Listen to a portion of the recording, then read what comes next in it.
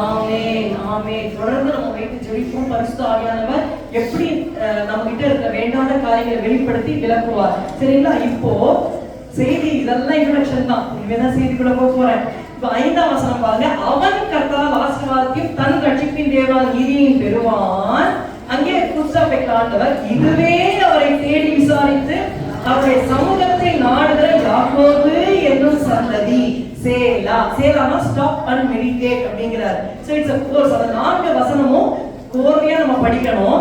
அந்த 6ஆம் வசனம் எல்லாம் சேர்ந்து சொல்லாமா? இதுவே அவரை தேடி விசாரித்து அவருடைய சமூகத்தை நாடுகிற யாக்கோபு என்னும் சந்ததி. ஆமென். இப்போ இந்த எதுக்கு இதை இன்ட்ரோடியூஸ் பண்றாரு அப்படின்னா, இந்த 4க்கையும் தவறினவன் யாருன்னா அது யாக்கோபு. எனக்கு யாக்கோபுன்னு சொன்னாலே கொஞ்சம் அலர்ஜி தான். என்னோட அவனோட லைஃப் அப்படிப்பட்ட ஒரு லைஃப்.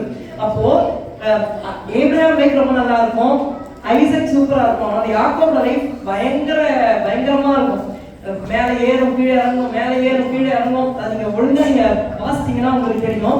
இப்போ இந்த யாக்கோபு சந்ததி அதெல்லாம் நம்ம வைத்து கர்த்தரை தேட சொல்றாரு. கர்த்தரை தேடதான் நம்ம கைகள்ல சுத்தம் வரும், நம்ம இருதயத்துல மாசு இல்லாம போகும், நம்முடைய ஆத்மா எது மாயின்னு கண்டுபிடிச்சு நம்ம வெளியில வருவோம். கபடா பேசாம, கபடுனா உள்ளவங்க வச்சு வெளியவங்க பேசுறது. சோ அதெல்லாம் இல்லாம இருக்கும். இப்போ அவர் என்ன சொல்றாரு? தேடி விசாரித்து அவரோட சமூகத்தை நாடுகிற யாக்கோபு என்னும் சந்ததி. நல்லா கவனிங்க, 3 குறிப்புகள் இருக்கிறது. அது போறதுக்கு முன்னாடி இந்த யாக்கோபு யார் அதை பார்த்துட்டு யாக்கோபுடைய வாழ்க்கையில அவர் கூறின 3 ஜெப வார்த்தைகள் தான் செய்தி. முதலாவது we are going to see the shortcomings of Jacob. யாக்கோபுடைய குற்றக்குறைகள் என்ன காணப்பட்டது? அவன் சரியான தந்திரவாதி. ஆதியாகமத்தின் புத்தகம் 25ஆம் அதிகாரம் எடுத்துக்கொள்ளுங்க. நான் டக்குன்னு சொல்லுவேன், நீங்க வாசிச்சீங்கன்னா ரொம்ப ஈஸியா இருக்கும். 25, 32, 33. அப்பொழுது யாக்கோபு சிரேஷ்ட புத்திரபாகத்தை இன்றி எனக்கு விற்று போடு என்றான். அதற்கு ஏசா, இதோ நான் சாக போகிறேன், இந்த சிரேஷ்ட புத்திரபாகம் எனக்கு என்னத்திற்கு என்றான். அப்பொழுது யாக்கோபு இன்றி எனக்கு ஆணையிட்டு கொடு என்றான். அவன் யாக்கோபுக்கு ஆணையிட்டு தன் சிரேஷ்ட புத்திரபாகத்தை அவனுக்கு விற்று போட்டான். ஆமென். சிரேஷ்ட புத்திரபாகம்னா என்ன? அப்பா கிட்ட ஒரு சொத்து இருக்கு, 3 லட்சம் இருக்கு. அதை வந்து 2 பையனுக்கு பிரிக்கணும்னா 1.5 லட்சமா பிரிக்க மாட்டாங்க. அந்த ஃபர்ஸ்ட் பையனுக்கு அதாவது 3ஆ பிரிப்பாங்க. 2 பையன் இருந்தா 3ஆ பிரிச்சு 3 லட்சமா பிரிச்சு அந்த 2 லட்சத்தை ஃபர்ஸ்ட் பையனுக்கும் 1 லட்சத்தை செகண்ட் பையனுக்கும் கொடுப்பாங்க. நான் சொல்றது புரியுதுங்களா? the first born gets double blessings. அதான் சேஷ்ட புத்திர பாகம். சரிங்களா? அப்ப அந்த ஃபர்ஸ்ட் ஏசா கிட்ட அந்த twice blessings இருக்குங்கறதை இவர் பார்த்துட்டு தந்திரமா கேக்குறாரு. எனக்கு ரொம்ப பசி தாகமா இருக்கு, அந்த கூழ்ல கொஞ்சம் கொடுப்பானா, நீ இன்னைக்கு உன் சேஷ்ட புத்திர பார்த்து வித்து போடு. அவன் எவ்வளவு வீக்கா இருக்கான் ஏசா. அந்த நேரம் பார்த்து கன்னிங்கா தந்திரமா கேட்ட ஆசீர்வாதத்தை நைசா யாக்கோபு வாங்கிக்கிறாரு. சோ இவர்தான் நம்முடைய யாக்கோபு. இப்ப நம்ம கூட எவ்வளவு தந்திரம் பண்றோமோ தெரியல. அப்போ பாருங்க, Jacob was a man of subtleness. சரிங்களா? தந்திரம் உள்ள ஒரு மனிதனாக யாக்கோபு காணப்பட்டார். இதெல்லாம் ஒரு ஷார்ட் கமிங்ஸ் சொல்றேன், நம்மை ஆராய்ந்து கொள்வதற்கு. இரண்டாவது ஆதியாகமம் 27, 12 இருந்து 14 வரைக்கும் வாசிக்கணும். வாசிங்க. 27, 12 இருந்து 14. ஒருவேளை என் தகப்பன் என்னை தடவி பார்ப்பார், அப்பொழுது நான் அவருக்கு எத்தனாய் காணப்பட்டு என் மேல் ஆசீர்வாதத்தை அல்ல சாபத்தை வர பண்ணிக் கொள்வேனே என்றான்.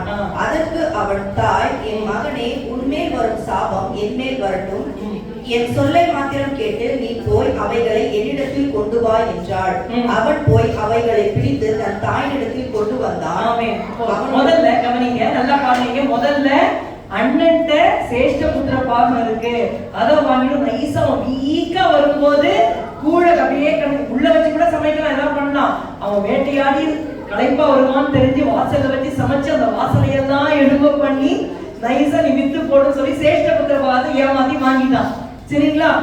ரெண்டாவது இந்த இடத்துல அப்பா சொல்றாரு ஏசா கிட்ட, அண்ணன் கிட்ட சொல்றாரு, நான் ஆசீர்வதிக்க போறேன், நீ போய் மான்கறி வேட்டையாடி பிடிச்சு வந்து சமைச்சு கொண்டு வானா. அவங்க அம்மா சொல்றாங்க, உனக்குதான் ஆசீர்வாதம் வரணும் தம்பி, எனக்கு பார்ஷியாலிட்டி.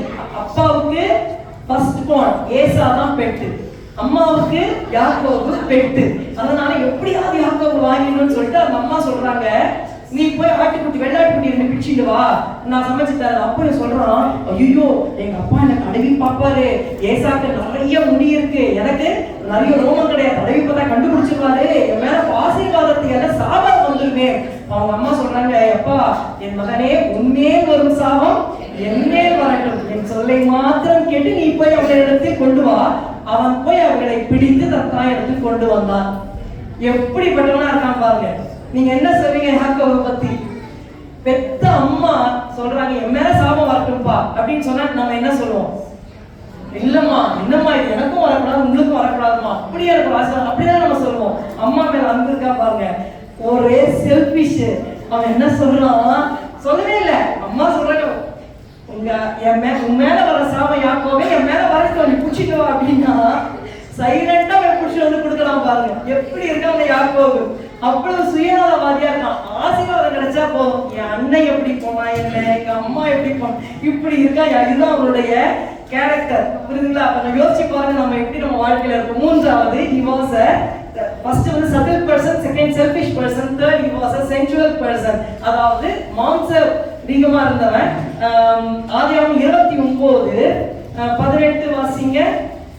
29:18 யாக்கோபு ராகேல் பேரில் பிரியப்பட்டு உம்முடைய இளைய குமாரத்தி ஆகிய ராகேலுக்காக உம்மிடத்தில் 7 வருஷம் வேலை செய்கிறேன் என்றான். 32 அதே லேயா கர்ப்பவதியாகி ஒரு குமாரனை பெற்று கர்த்தர் என் சிறுமையை பார்த்தருளினார், இப்பொழுது என் புருஷன் என்னை நேசிப்பார் என்று சொல்லி அவனுக்கு ரூபன் என்று பெயரிட்டார். ஓகே, கவனிங்க. இது ஏன் மாம்ச இதுவா இருக்கான்னா, ராகேல் ரொம்ப அழகா இருக்கா. உங்களுக்கு சம்பவம்லாம் தெரியும். பொண்ணு கல்யாணம் பண்ணிடுவான்னு அம்மா அப்பா அமைச்சு வைக்கிறாங்க. இவர் வந்து பாக்குறாரு தன்னோட மாமா, அதாவது ரெபேக்கா அம்மாவுடைய தம்பி லாபான். லாபானுக்கு 2 குமாரத்திகள், லேயாள் ராகேல். அதுல லேயாள் பூச்சப்பாங்க, மேபி ஸ்பின் டைஸ், அந்த மட்டும் 2 மாதிரி இருக்கும். அழகா இல்லை, ஆனா ராகேல் ரொம்ப அழகா இருக்கா. அதனால ராகேலுக்காக சேவிக்கிறான். ஆனா எப்படியோ அவங்க மாமா தந்திரம் பண்ணி ஃபர்ஸ்ட் பொண்ணை கல்யாணம் வச்சுட்டாரு, அப்புறம் ராகேல் கல்யாணம் பண்ணி. ராகேல் லேயாவோட இவன் சேர்றான். ஆனா இவன் முதல் குழந்தை பிறக்குது, கர்ப்பம் தரிக்கிறா. அப்ப சொல்றா, கர்த்தர் என் சிறுமியை பார்த்தறினார், இப்பொழுது என் புருஷன் என்னை நேசிப்பார். அப்படின்னா என்ன அர்த்தம்? இது வரைக்கும் நேசிக்கவே இல்லை. புரியுதுங்களா உங்களுக்கு? அவனுக்கு என்னன்னா எது பார்வை கழகா இருக்கோ அதை தான் அவன் நேசிக்கிறானே ஒழிய கர்த்தர் கொடுத்தால் உண்மையான அன்பு மனைவி மேல இல்லவே இல்லை. அதாவது இது ஒரு மாம்ச சுபாவம் உள்ளவனாக அவன் காணப்பட்டான். அடுத்தது பார்த்தா அற்பமா எண்ணப்பட்டார். நேரம் நான் சாட்சியா சொல்றேன், அற்பமாக எண்ணப்பட்டால். அப்புறம் சேர்ந்திருப்பான் சொல்ற சேரவே இல்லை. அதாவது ஒரு பிசிக்கல் இருந்தா இருந்தே ஒழிய அவனுக்கு உண்மையா மனைவி மேல அன்பு கூறணுன்ற எண்ணமே இல்லை. சரிங்களா? ஆனா குழந்தை முதல்ல பிறந்துகிட்டே இருக்கு, வருஷம் ரூபன், சிமியோன், லேவி, யூதான்னு பிறந்துகிட்டே இருக்கு. ஆனா உண்மையான அன்பு இல்லை. சோ யாக்கோபுடைய கெட்ட சுபாவங்கள் சொல்றேன். நீங்க யாக்கோபு யாரையும் நினைச்சுக்காதீங்க, நம்மளோட வாழ்க்கையில இருக்கான்னு நம்ம ஆராய்ச்சி பார்க்கணும். தந்திரம் உள்ளவன். சரிங்களா? அடுத்தது சுயநலவாதி. நான் ஆசிரியப்பட்டா போது யாரை பத்தியும் கவலை கிடையாது. அடுத்தது மாம்ச சென்சுவல் பர்சன், ஒரு மாம்ச பிரகாரமா இருக்கிறான். அதாவது எல்லாத்தையும் ஃபுல்லா போட்டா he was a self serving commitment. தன்னையே பார்த்துக்கிற ஒரு தந்திரவாதி தான் யாரு? நம்ம யாக்கோபு. ஆனா கர்த்தர் வசனம் எழுதியிருக்காரு, இதுவே அவரை தேடி விசாரித்து அவரை சமூகத்தை நாடுகிற யாக்கோபு என்று சந்தேகிக்கிற கர்த்தர் பேர் கஷ்டமா. நான் ஆபிரகாமின் தேவன், ஈசாக்கின் தேவன், யாக்கோபின். எனக்கு பேரை பார்த்தாலே கஷ்டமா, என்னப்பா இவ்வளவு மோசமா இருக்கான், இவன் பேரை போய் சொல்றீங்களேன்னா. ஏன்னா அவன் பேரு இப்படி அவன் இருந்தாலும் கர்த்தர் பின்னாட்கள் அவனோட வாழ்க்கை மாறுகிறது. அதுதான் இந்த செய்தி. முதலாவது 3 பாயிண்ட்ஸ் நான் சொல்லிடுறேன். ஃபர்ஸ்ட், இந்த 10 டேஸ் நம்ம என்ன பண்ணணும்? அவன் கர்த்தரால் ஆசீர்வாதத்தை பெறுவான். யாரு? இந்த யாக்கோபுன்ற சந்ததி. அப்ப யாக்கோபோட வாழ்க்கையில 3 காரியங்கள் கடைசியில காணப்பட்டது. Jacob's realisation, Jacob's remembrance and Jacob's revelation. யாக்கோபுடைய உணர்வு, அவன் உணர்ந்த காரியம். இரண்டாவது, யாக்கோபு ஒன்றை நினைவு கூர்ந்தார். மூன்றாவது, யாக்கோபு பெற்றுக்கொண்ட வெளிப்பாடு. முதலாவது காரியத்துக்கு போக, Jacob's realisation of his own unworthiness. தான் யார், தனக்கு தகுதி இல்லை என்பதை உணர்ந்து கொண்டார். ஆதியாகமம் 32:10 வாசிங்க. அதே 32:10. ஆதியாகமம் தேவனை காண்பித்த எல்லா தயவுக்கும் எல்லா சத்தியத்துக்கும் நான் எவ்வளவேனும் பாத்திரன் அல்ல. நான் கோலும் கையுமாக இந்த யோர்தானை கடந்து போனேன். இப்பொழுது இவரண்டு பரிவாரங்களை உடையவனானேன். அண்ணாவை ஏமாத்தி வாங்கிட்டா இப்ப அப்பா அம்மா சொல்றாங்க நீ போயிடு, அம்மா சொல்றாங்க என்னுடைய பிரதர் வீட்டுக்கு லாபான் வீட்டுக்கு நீ போயிடு அப்படின்னு சொல்லும் பொழுது இவரு கடந்து வராரு. இப்ப அந்த யோர்தானை கடந்து பதானாராமுக்கு போகும்போது வெறும் கோலும் கையுமா கடந்து போறாரு. 20 வருஷம் கழிச்சு திரும்பி வராரு. அப்போ கர்த்தர் அவர் சொல்றாரு, இதுதான் ஃபர்ஸ்ட் சென்டென்ஸ். இந்த 10 நாள்ல நம்ம திரும்ப நம்ம தியானிக்க வேண்டியது 32:10. எல்லாரும் சேர்ந்து வாசிப்போமா?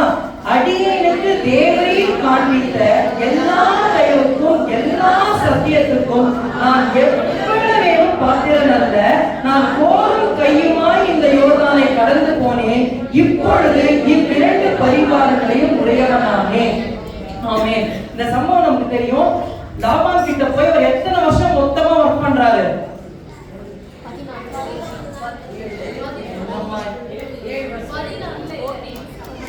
மொத்தமா எத்தனை வருஷம் இருந்தாரு? 20 years. பாத்தீங்களா? கேள்வி கேட்டா நீங்க எப்படி பண்றீங்க? 20 வருஷம் ஒர்க் பண்றாரு. நீங்க டக்கு சொன்னா ஈஸியா கிடக்கு. 7 வருஷம் ராகேலுக்காக சொன்னா லேயாரா நினைச்சா, திருப்பி ராகேலுக்காக ஒரு 7 வருஷம், மொத்தம் 14. அப்புறம் தன்னுடைய குடும்பத்துக்காக பணம் சம்பாதிக்கணும், 6 மாடு மேய்ச்சி ஒரு 6 வருஷம், மொத்தம் 20 வருஷம் லாபான் கிட்ட ஒர்க் பண்றாரு. இவர் வந்துட்டு சொல்றாரு, நான் எப்பவுமே பாத்திரனால. ஆக்சுவலி இந்த 2 பரிவாரம் எப்படி வந்ததுன்னா, யாக்கோபு இரவும் பகலுமா உழைச்சதுனாலதான் வந்தது.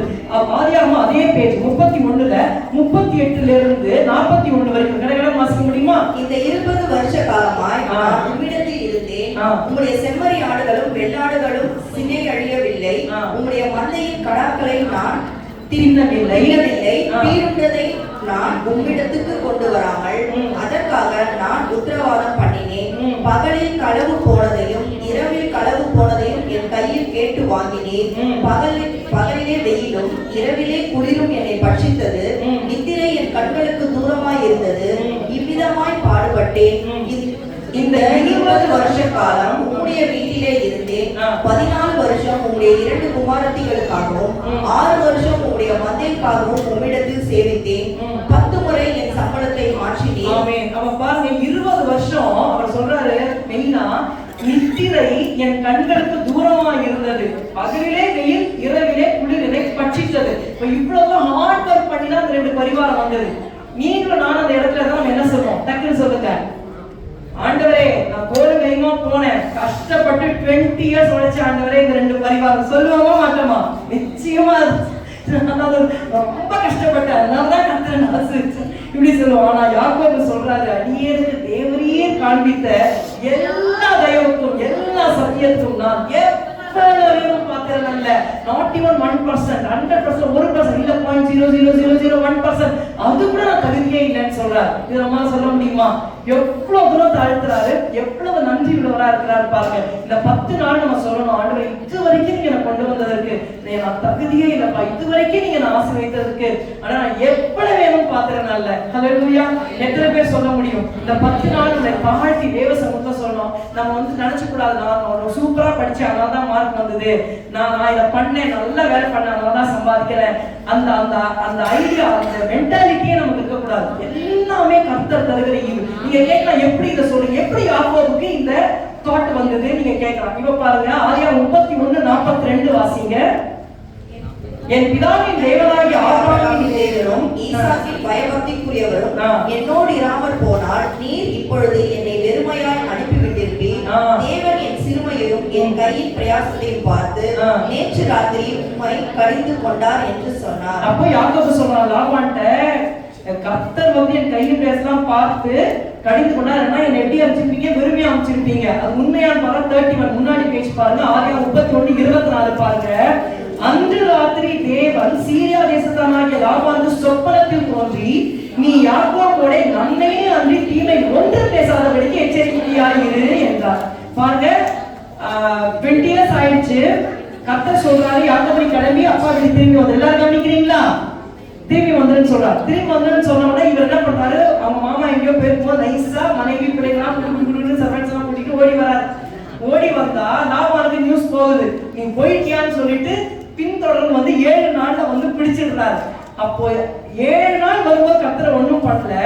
நெக்ஸ்ட் நாள் ஸ்ட்ரைக் பண்ண போறார் லாபான். அந்த முந்தின ராத்திரி, சரிங்களா, அன்று ராத்திரி தேவன் சீரியா தேசத்தாரை லாபானுக்கு சொப்பனத்தில் தோன்றி, அந்த லாபான் சொப்பனத்துல வந்து சொல்றாரு, நீ யாக்கோபோட நன்மையை தீமை ஒன்று பேசாதீங்க, எச்சரிக்கையா இரு.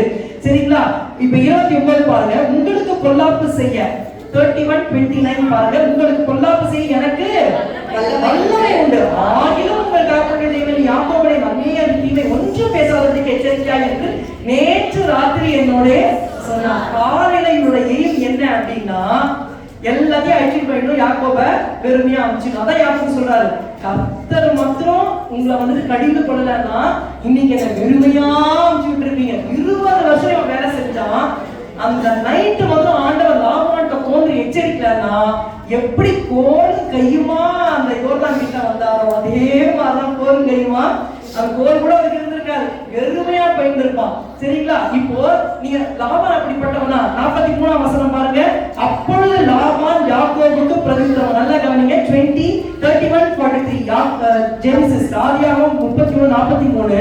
அப்பொழுது லாபான் யாக்கோபுக்கு பிரதியுத்தரமாக, இந்த குமாரத்திகள் என் குமாரத்திகள், இந்த பிள்ளைகள் என் பிள்ளைகள், இந்த மந்தை என் மந்தை, காண்கிற யாவும் என்னுடையவைகள், என் குமாரத்திகளாகிய இவர்களையும் இவர்கள் பெற்ற பிள்ளைகளையும் இன்று நான் என்ன செய்யக்கூடும்? எப்படி சொல்றாங்க? 20 வருஷம் வயசு சொல்றாங்க, அநியாயம் இல்லையா?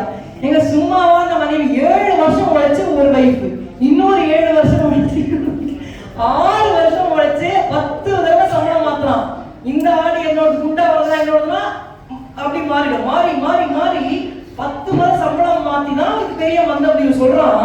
இந்த குமாரத்திகள் என் குமாரத்திகள், அது ஓகே. அப்படி இந்த பிள்ளைகள் என் பிள்ளைகள், அது எப்படி பிள்ளைகளாகும்? பிள்ளைகளாகும் அது கஷ்டப்பட்டு கல்யாணம் பண்ணி பிள்ளைங்க பாருங்க. அடுத்தது இந்த மந்தை என் மந்தை, அது எப்படி? அவன்கிட்ட லாபான்ட்ட இருந்து கொஞ்சோண்டு, இப்ப யாக்கோபுட்ட இருந்து கொழுத்து கொழுத்து நிறைய இருக்கு. இந்த மந்தை என் மந்தை, நீ காண்கிற யாவும் என்னுடையவைகள். எவ்வளவு கோபம் வருது நமக்கு. உங்ககிட்ட சொன்னா எப்படி இருக்கும்? 20 வருஷம் உழைச்சி நீங்க ஏதோ பேங்க்ல போட்டு வச்சிருக்கீங்க, அந்த யார்கிட்ட உழைச்சிங்கன்னா அந்த ஓனர் வந்துருப்பா, உங்ககிட்ட வேலைக்கு சேர்ந்த, ஆனா நான் தான் உனக்கு எல்லாம் கொடுத்தேன், பேங்க்ல இருக்க டெபாசிட் எல்லாம் இருந்துன்னு சொன்னா ஒத்துப்பீங்களா? செம்ம கோபம் வரும் நமக்கு. அப்போ யாக்கோபுக்கு தெரியும், லாபான் எப்பேற்பட்ட பேர் வழி, சொந்த மருமகனுக்கு கூட ஒரு இது இல்ல. ஏன் பொண்ணுங்களாச்சே யாக்கோப வெறுமையா துரத்தி விட்டா வாழாம வாழ வெட்டி மாதிரி ஆயிடுவாங்க, பிள்ளைங்க அப்பா அது கூட அந்த கவலை இல்ல, வெறுமையா அனுப்பணும்னு துரத்திக்கிடுவான். ஆனா கர்த்தர் ஒரு ட்ரீம், ஒரு சொப்பனம் கொடுத்து எல்லாத்தையும் மாத்துறார். See, one dream from God changed Jacob's fate. யாக்கோபுடைய full அந்த தலையெழுத்தையே ஒரு சொப்பனம் மாற்றியது. சரிங்களா? அதனாலதான் இப்ப சொல்றாரு 32:10, அடியேனுக்கு தேவனையே காண்பித்த எல்லா தெய்வத்துக்கும் எல்லா சத்தியத்துக்கும் நான் எப்படி வேணும் பாக்குறேன். ஏன் அப்படி சொல்றாரு அப்படின்னா, இப்ப கூட 9ஆம் வசனம் பாருங்க, 32:9, பின்பு யாக்கோபு என் தகப்பனாகிய ஆபிரகாமின் தேவனும் தகப்பனாகிய ஈசாக்கின் தேவனுமாய் இருக்கிறவரே. இன்னும் கூட தேவனை தன்னுடைய தேவனை அவர் இன்னும் ஏற்றுக்கொள்ளல. சரிங்களா? இன்னும் ஏற்றுக்கொள்ளல, ஆனாலும் கர்த்தர் காப்பாத்துறாரு. அதனால சொல்றேன், ஆண்டவரே நான் இன்னும் என்னுடைய தேவனை சொந்தமா ஏத்துக்கவே இல்லை, நான் இப்படி மோசமா இருக்கேன், ஆனாலும் என்ன காப்பாத்துனீங்களே. ஹல்லேலூயா.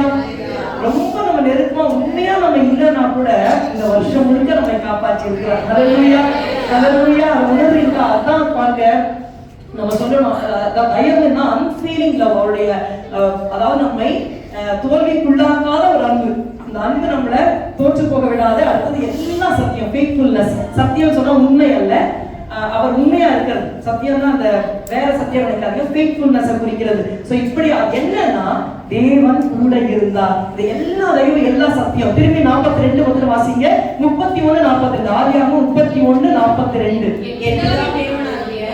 ஆபிரகாமின் தேவனும் ஈசாக்கின் பயபக்திக்குரியவரும் என்னோடு இராமல் போனால் நீர் இப்பொழுது என்னை வெறுமையாய் அனுப்பிவிட்டீர்கள். போதும், பயபக்திக்குரியவரும் என்னோடு இராமல் போனால். 20 வருஷமும் கர்த்தர் யாக்கோபோட இருந்தார். ஹல்லேலூயா. இந்த 12 மாசம் கர்த்தர் நம்மோட இருந்தாரா? ஹல்லேலூயா. இதனாலதான் நம்ம நிர்மூலமானவா இருக்கும். இல்லைன்னா சத்துரு நினைச்சான்னா ஒண்ணுமே இல்லாம பண்ண முடியும். ஆனா ஒவ்வொருத்தையும் சத்துரு நம்மளை அட்டாக் பண்ண வரும்போது கர்த்தர் என்ன பண்றார்? சத்துருவை கடிந்து கொள்றார், கடிந்து கொள்றார், விசாச கடிந்து கொள்றார். அதனாலதான் நம்ம தப்பிச்சு நல்லா சுகமா நம்ம கொடுக்கப்பட்ட ஆசீர்வாதங்களோட நம்ம இருக்கிறோம். நம்ம எல்லாரும் சேர்ந்து சொல்லுமா? இந்த 3-2-1-0 மறக்காதீங்க. இந்த 10 நாள்ல கன்ஃபஸ் பண்ண வேண்டிய வசனம் இது. 3-2-1-0 என்னது? ஆதியாகமம் 32:10. இத வாழ்நாளா மறக்க கூடாது. சேர்ந்து படிப்போமா? அடியேனுக்கு தேவனை காண்பித்த எல்லா சத்தியத்திற்கும் நான் எப்படியும் பாத்திரன் அல்ல. நான் தோளும் கையுமா இந்த யோர்தானை கடந்து போனேன். இப்பொழுது இவ்விரண்டு பரிவாரங்களையும் உடையவனானேன். ஹல்லேலூயா. So this is Jacob's realization. யாக்கோபு உணர்ந்து கொண்ட ஆண்டவரே எனக்கு தகுதியே இல்லை பாஸ்டர். சில சமயம் நமக்கு விருப்பம் வந்துடும். நான் கஷ்டப்பட்டு உழைச்சேன், நான் கஷ்டப்பட்டு ஜெபம் பண்ணேன், நான் உபவாசம் பண்ண கிடைச்சது பிரியமாவே. அதை மொத்தம் தேவ சமுத்திரம் கொண்டு வந்தா கர்த்தருடைய கண்கள்ல கிருபை கிடைக்காது. ஆனா உணர்வு நம்ம கர்த்தர் தான் நமக்கு எல்லாமே. நம்மளை ஜெபிக்க வைக்கிறவர் கர்த்தர் தான், நம்மளை உபாசிக்க வைக்கிறவர் கர்த்தர் தான், நம்மளை கொடுக்க வைக்கிறவர் கர்த்தர் தான், பணம் சம்பாதிக்க வைக்கிறவர் எல்லாமே கர்த்தர் தான், படிக்க வைக்கிறது கர்த்தர் தான், வேற தரவர் எல்லாமே ஜீசஸ் தான். ஆமென் ஆமென். அதை உணர்ந்து நம்ம சொல்லும் பொழுது நம்ம வெட்கப்பட மாட்டோம். அதை வந்து பாடிடலாமா?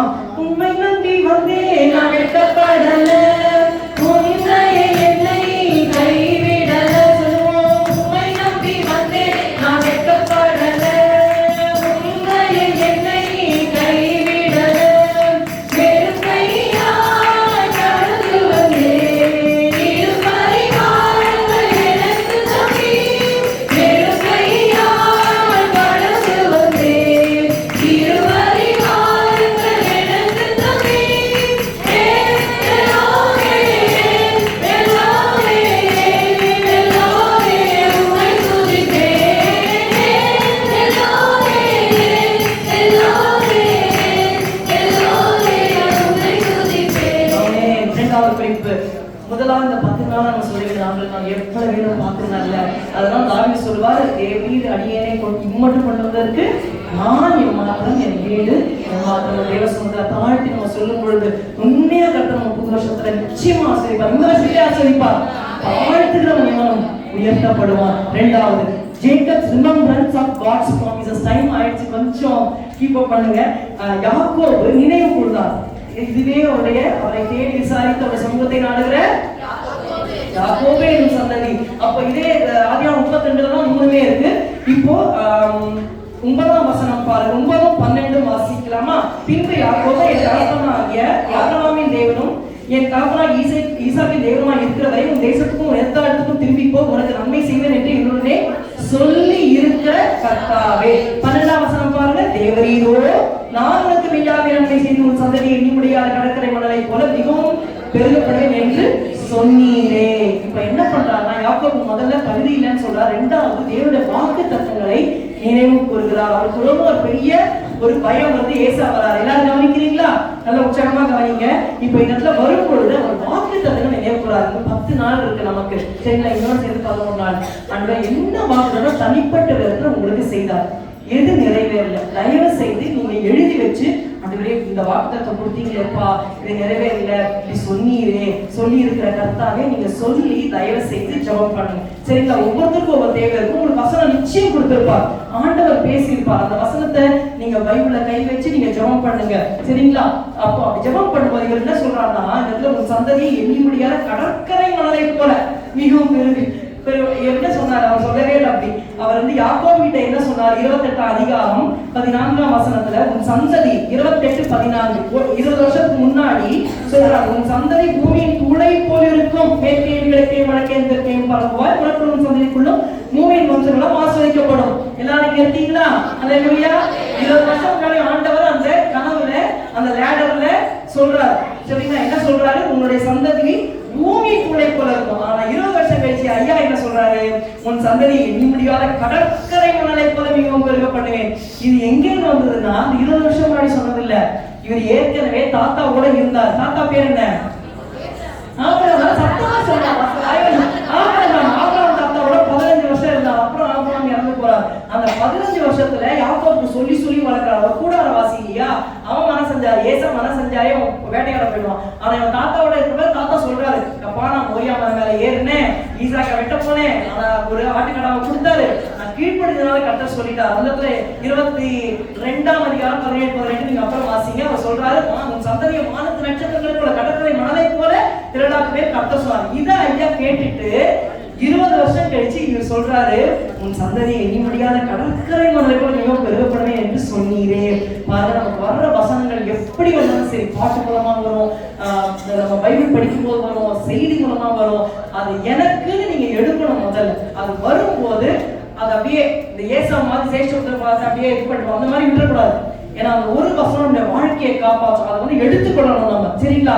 சோ இப்போ அவர் என்ன சொல்றாரு, ஆண்டவரே மோரியா மலையே நினைச்சுக்கோங்க, ஆபிரகாம்கிட்ட சொன்னீரே அதை என்கிட்ட நிறைவேற்றுங்க. ஏன்னா இன்னும் இவர் ஏத்துக்கல, கர்த்தரை தன்னுடைய தெய்வமா இன்னும் ஏத்துக்கல, சும்மா ஜஸ்ட் கிளைம் பண்ணிக்கிட்டே உட்கார்ந்து இருக்காரு, சரிங்களா? ஆனா கர்த்தர் முன்னிடுவாங்க என்ன பண்றாரு அதையும் கேட்கிறார். So second point, Jacob's remembrance of God's promises. இந்த 10 நாள் ஆண்டவர் என்னென்ன வாக்குத்தத்தம் கொடுத்தாரோ அதை என்ன பண்ணணும், நம்ம கேட்க வேண்டும். ஓகே, அடுத்ததுக்கு நான் போயிடுறேன். மூன்றாவது, Jacob's revelation of spiritual blessings. அதாவது யாக்கோபு ஒரு வெளிப்பாடு பெற்றுக்கொண்டார். என்ன அப்படின்னா 32:26 வாசிங்க, நம்ம முடிச்சிடலாம் சீக்கிரம். 32:26 ஆதியாகமம் 32:26. அவர் போகட்டும், பொழுது விடுகிறது என்றார். அதற்கு அவன், நீர் என்னை ஆசீர்வதித்தால் ஒழிய உம்மை போக விடேன் என்றான். ஆமென். இவருக்கு ஆசீர்வாதமா இல்ல? ஆசீர்வாதம் இருக்கா இல்ல? யாக்கோபுக்கு ஒரு மனைவி, இவருக்கு 4 மனைவி. அது மாதிரி நியூ டெஸ்டமென்ட்ல பரவ முடியாது. ஒரு மனைவி, 2 மனைவி, 2 கூட இருக்கிறவங்க, பில்கா, சில்பா, அப்புறம் 11 பையன், ஆடு மாடு ஒட்டகம் கழுதை வேலைக்காரங்க எல்லாம் பெரிய மந்தையா இருக்காரு. ஆனா இப்ப சொல்றாரு, கர்த்தர் சொல்றாரு, நான் போகட்டும், பொழுது விடுகிறது. அதற்கு யாக்கோபு சொல்றாரு, நீர் என்னை ஆசீர்வதித்தாலுடைய உம்மை போக விடு. சோ என்ன புரிஞ்சுக்கிட்டாருன்னா, தேவன் தான் என்னை ஆசீர்வதிக்க முடியும். இதுதான் நமக்கு இந்த 10 நாள் நம்ம யோசிக்கணும். நம்ம யாரையும் குறை சொல்லி இவங்களால எனக்கு கிடைக்கல, அவங்களால கிடைக்கல, ஏன்? தேவன் தான் நம்ம ஆசீர்வதிக்க முடியும், எந்த மனுஷனும் ஆசீர்வதிக்க முடியாது. கர்த்தரை நோக்கி பார்க்கணும். நம்ம சபை வந்து டிஸ்ட்ரிக்ட் இன்டெகிரேட் ஆனப்போ எனக்கு அந்த பணம் எல்லாம் ரொம்ப கஷ்டமா இருந்தது. அப்போ அதுவே இவங்க எனக்கு ஹெல்ப் பண்ணக்கூடாதா, இவங்க எனக்கு ஹெல்ப் பண்ண இப்படிதான் நினைச்சேன். இப்போ கர்த்தர் சொன்னா, இவங்க ஒண்ணு நினைச்சாங்களா ஊழியத்துக்கு, இவங்க ஒண்ணு நினைச்சாங்களா, நான் தானே நினைச்சேன், என்கிட்ட கேளு அப்படின்ட்டார். ஷட் பண்ணா, என் வாயை அடைச்சு போட்டார். கர்த்தர்கிட்ட கேட்டேன், கர்த்தர் கிருபையா அவரும் ஜெபம் பண்ணார். அதாவது கர்த்தர் வந்து நம்முடைய கண்களை திருப்புறார். நம்ம கஷ்டம் வரும்போது இவங்க ஹெல்ப் பண்ண மாட்டாங்களா, அவங்க ஹெல்ப் பண்ண மாட்டாங்களா, அப்படியே கண்ணு போவோம். கர்த்தரை நோக்கி பார்த்து ஜெபம் பண்ணுங்க. நம்ம வெட்கப்பட்டு போக விடவே மாட்டார். தேவன் மட்டும்தான் நம்ம ஆசீர்வதிக்க முடியும். அவரை நோக்கி நம்ம ஜெபம் பண்ணணும். நீர் என்னை ஆசீர்வதித்தாலே நான் போக விட மாட்டேன். ரெண்டாவது, அதே என்ன வெளிப்பாடுனா, ஆவிக்குரிய ஆசீர்வாதங்கள் பூமிக்குரிய ஆசீர்வாதங்கள் அதிகம். இவர்கிட்ட எல்லாமே இருக்கு. ஆனா சொல்றாரு, நீர் என்னை ஆசீர்வதித்த. என்ன ஆசீர்வாதத்தை கேட்கிறாரு? உங்களுக்கு சம்பவம் தெரியல, ஏசாவை ஏமாத்தி 20 வருஷத்துக்கு முன்னாடி ஆசீர்வாதத்தை வாங்கினாரு. ஏசா கோபமா இருக்காரு. ஆக்சுவலி ஜேக்கபோட பிளான் என்ன தெரியுமா? எத்தனை வருஷத்துல திரும்பி அம்மாட்ட போகணும்னு நினைச்சிருந்தாரு தெரியாதா? 7 வருஷத்துல. அதனாலதான் சொல்றாரு, ராகேலுக்காக 7 வருஷம் சேமிக்கிறேன். அப்போ நிச்சயம் அண்ணாவோட கோபம் என்ன ஆயிடும், இறங்கிடும், நம்ம போயிடலாம் அப்படின்னு பிளான் போட்டாரு. ஆனா நடக்கல. 7 வருஷம் 14 ஆச்சு, 20 ஆச்சு, திரும்பி வரலாம். இப்போ ஒரு நியூஸ் வருது, ஏசா 400 பேரோட வராரு. அன்பா திரும்பி வந்து ஒரு 10 பேர் போறாரா, 400 படையோட வராரு. எதுக்கு? அழிக்கிறதுக்கு தான் வராரு. பயந்துட்டாரு. முன்னாடிலாம் படிச்சுனா பயந்து இருக்கிற ஏசா வந்து முறியடிப்பானு பயந்து இருக்கிறேன். அப்ப 20 வருஷம் சம்பாதிச்சது ஒரே நாள்ல போகுது. அது யாக்கோபுக்கு தெரிஞ்சு போச்சு, ஏசா எப்படிப்பட்ட கோபக்காரன்னு இவருக்கு தெரியும். அதனால அப்படியே அழுகுறாரு, ஆண்டவரே என்னை ஆசீர்வதிங்க. என்ன சொல்றாருன்னா, நான் ஏமாத்திட்டு வந்துட்டேன், இப்போ ஒரு முகத்தை பார்க்க முடியாது, அவரை நான் மன்னிச்சாதான் நான் உயிர் வாழ முடியும். எப்படியாவது கண்ண மன்னிப்பு வேணும், எப்படி கிடைக்கும்? அப்போ கர்த்தாவே நான் மாத்துங்க, எப்படியாவது கண்ண தய கிடைக்கும். அதுதான் கேட்கிறார். ஆவிக்குரிய ஆசீர்வாதம் தான் அவர் கேட்கிறார். புரியுதுங்களா? சோ அவருடைய இப்ப கர்த்தர் கேட்கிறார், உன்னோட பேர் என்ன? என் பெயர் யாக்கோபு. அப்ப கர்த்தர் பாருங்க, கர்த்தர் சொல்றாரு, இனி யாக்கோபு இல்லை இஸ்ரவேல். பேரை மாத்துறாரு. இப்ப நான் வந்து திடீர்னு யாரையாவது கூப்பிட்டு, யாரோட பிள்ளையாவது கூப்பிட்டு சும்மா மனாசே வச்சுட்டுமா, சும்மா நான் சொல்றேன், மனாசே இனிமே உன் பேர் வந்து எப்ராஹிம் அப்படின்னு நான் வைக்கிறேன்னா அவங்க அம்மா அப்பா விடுவாங்க என்ன? முதல்தான் கிடைக்கும் இல்ல? எது சும்மா சொல்றேன். அப்போ அப்படி நான் பேர் அவனுக்கு மாத்துறேன்னா எனக்கும் அவனுக்கும் எல்லார காட்டும் உறவு அதிகம் அர்த்தம் இல்லையா? அவன் எனக்கு சொந்தமாயிடும் அர்த்தம். ஒருத்தருக்கு நம்ம பேர் வச்சா நம்ம ரொம்ப கிரேட் ஆயிடும் அந்த பர்சனோட லைஃப்ல. புரியுதா நான் சொல்றது? அப்ப கர்த்தர் வந்து யாக்கோவோட பேரை முதல்ல இப்பதான் யாக்கோவுக்கு அவர் தேவனாக மாறுகிறார். அப்ப கர்த்தரோட கேரக்டரை மாத்துறார். சோ யாக்கோபு புரிந்து கொண்டார், ஆவிக்குரிய ஆசீர்வாதம் முக்கியம், கர்த்தர் தான் என்ன ஆசீர்வதிக்க முடியும். தேவன் என்னுடைய தேவனா மாறதான் உன்னால ஆசீர்வாதம் புரிந்து கொண்டார். இந்த 10 நாட்கள் இருக்கிறது, ஆண்டவரே நீர் என்னை இம்மட்டும் ஆசீர்வதித்து கொண்டு வரணும், நான் எவ்வளவு வேணும் பாத்துக்கணும். அதான் ஃபர்ஸ்ட். ரெண்டாவது என்ன? ஃபர்ஸ்ட் சென்டென்ஸ் எல்லாம் சேர்த்து சொல்லிடலாமா?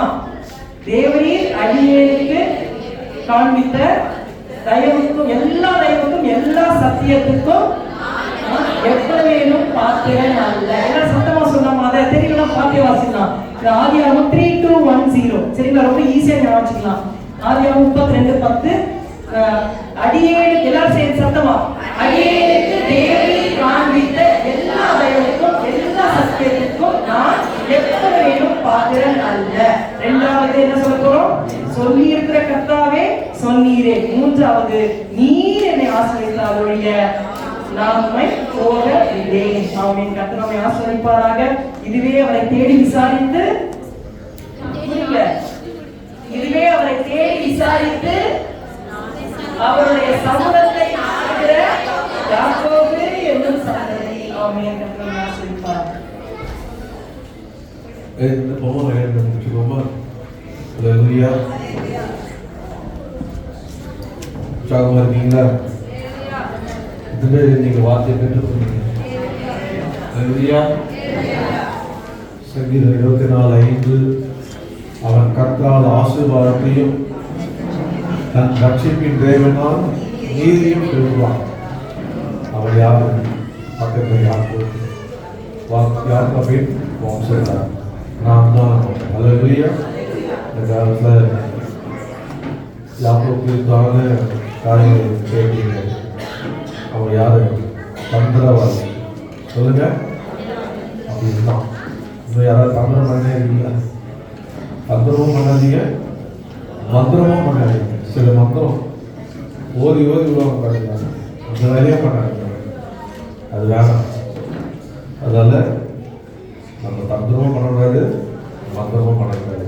அப்புறம் சுயநிலவாதியாக இருக்கக்கூடாது, செல்ஃபிஷாக இருக்கக்கூடாது. நாளைக்கு சொல்லுவேன், செல்ஃபிஷாக இருக்கக்கூடாது. போக போக மாறும். விசேஷமாக சாப்பாடு விஷயம் ரொம்ப செல்ஃபிஷாக இருக்கும். அது எல்லாம் என்ன சேர்த்து தான். ஆனால் கத்திருக்கிறவையில் அதுலேருந்து வெளியே வந்துட்டு இதெல்லாம் சண்டை போடுவேன். ஏன் சாப்பாடு நான் சாப்பிடணும் இல்லையா வச்சுருங்க. நான் எந்த தெருவில் நாய் கூட போடுவேன். ஏன் நீ எனக்கு கேட்கறது எடுத்தீங்க சண்டை போடுவேன் வீட்டில். ஏன் சாப்பாடு அது நான் சாப்பிடணும் இல்லையோ அப்படின்னு மக்களுக்கு தெரியல. எங்கள் அம்மா கிட்ட ஏன்னா பழகிட்டாங்க. நம்மளாம் எப்படி இருக்குன்னு சொன்னாங்க, புதிய ஏற்பாடாக ஒரு மனைவி அப்போ அவர் 4 மனைவி. இந்த காலத்து மனைவிலாம் 4 மனைவிக்கு சமம். அதனால சமத்து அவ்வளோ சமத்துன்றாங்க. அவ்வளோ உங்களுக்கு என்ன இருக்கு அதெல்லாம் சொல்லி கவுண்டர் அடிச்சு அப்படியே அப்போ சகோதரி எப்படி சீராக பாருங்க.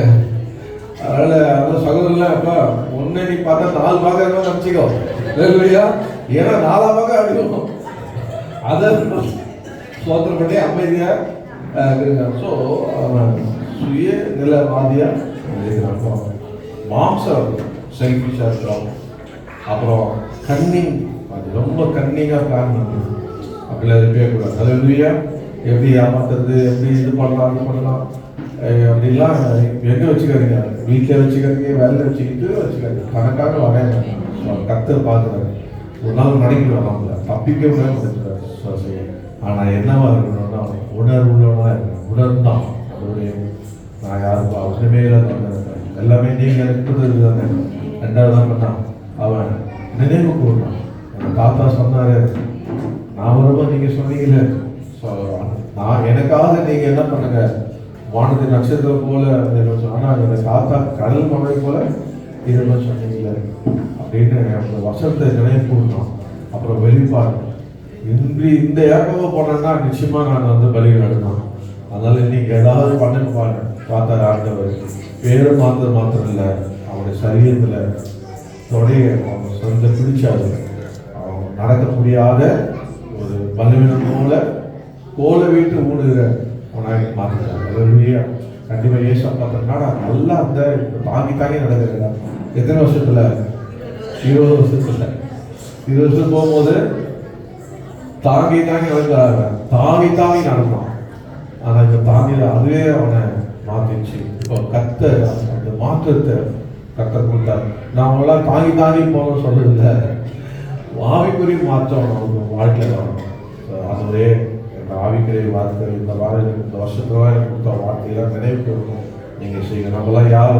நம்ம தேவன் யாருடைய தேவன்? யாக்கோபின் தேவன் என் தேவன், எனக்கென்றும் துணையவரே.